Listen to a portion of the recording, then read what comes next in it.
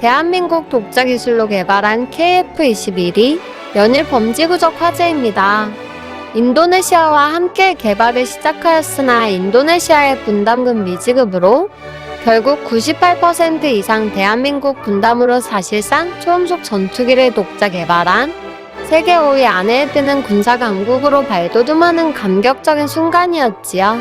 그런데 이 기쁜 소식이 끝나기도 전에 신의 눈이라 불리우는 조기 경보기 국내 기술 개발 추진 소식도 들려오고 있는데요.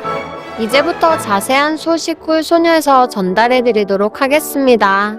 최근 우리나라 독자 개발 초음속 전투기 KF-21이 성공적으로 시범 비행을 마치며 전 세계로부터 찬사를 받고 있지요. 이에 의구심 가득한 눈빛을 보내던 전 세계 열강들부터 열강들의 그늘에서 벗어나고 싶은 신흥국들이 벌써부터 줄을 서며 KF-21을 구매 계약하기 위해 현금을 들고 속속 인천공항으로 입국하고 있습니다. 이러한 가운데 신의 눈이라 불리우는 공중조기 경보기도 우리 기술로 개발한다는 소식이 들려왔습니다. 공중조기 경보기는 미국의 보잉사에서 개발해서 각국으로 수출하는 중인데요. 공중조기 경보기의 기초가 되는 대형 항공기의 개발이 쉽지 않고 항공기에 장착하는 초고성능 레이더와 적에게 발각되지 않게 뿌리는 스텔스 도료 등 초고난도의 하이테크를 요구하는 첨단 기술의 집약체나 마찬가지인 이유 때문에 공중조기 경보기 개발은 사실상 전 세계 나라들이 포기한 상태로 미국에 대부분 의존한 상태였습니다. 그런데 대한민국에서 개발에 착수한다는 소식이 들려오자 전 세계 국방 전문가들의 이목이 집중되며 대한민국 단독 개발이 가능한지를 두고 열띤 토론이 벌어졌습니다.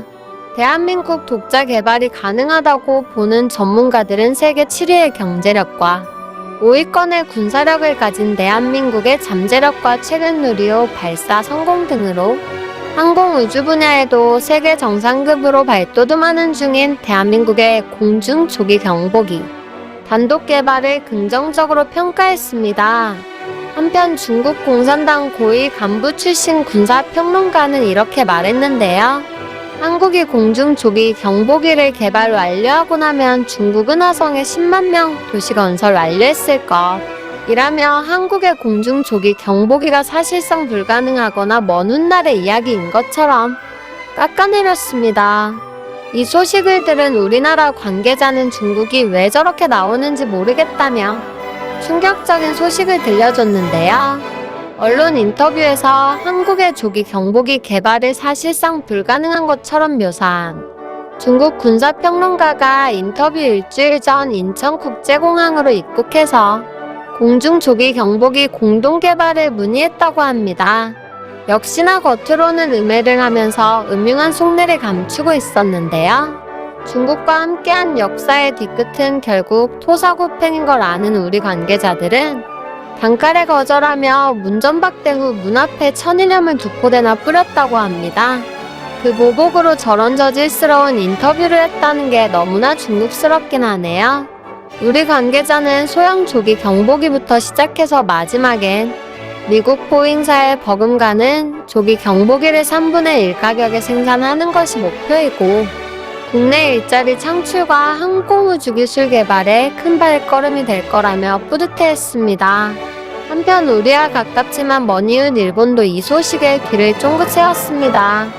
일본도 미국에서 조기 경보기를 비싼 값에 수입해서 쓰는 실정이지만 개발은 엄두도 못 내는 일본 국내 사정에 울며 겨자먹기로 미국에 의존하는 중이었는데요. 일본 관계자는 한라인을 통해 조용히 공동 개발을 문의했다 합니다. 하지만 이 역시 우리 정부는 단칼에 거절을 했는데요. 거절 이유는 밝히지 않았으나 충분히 이해가는 거절인 건 확실히 느꼈습니다. 오늘 소식 어떠셨나요? 재미있게 보셨다면 구독과 좋아요 부탁드려도 될까요? 영상 제작하는데 큰 힘이 된답니다.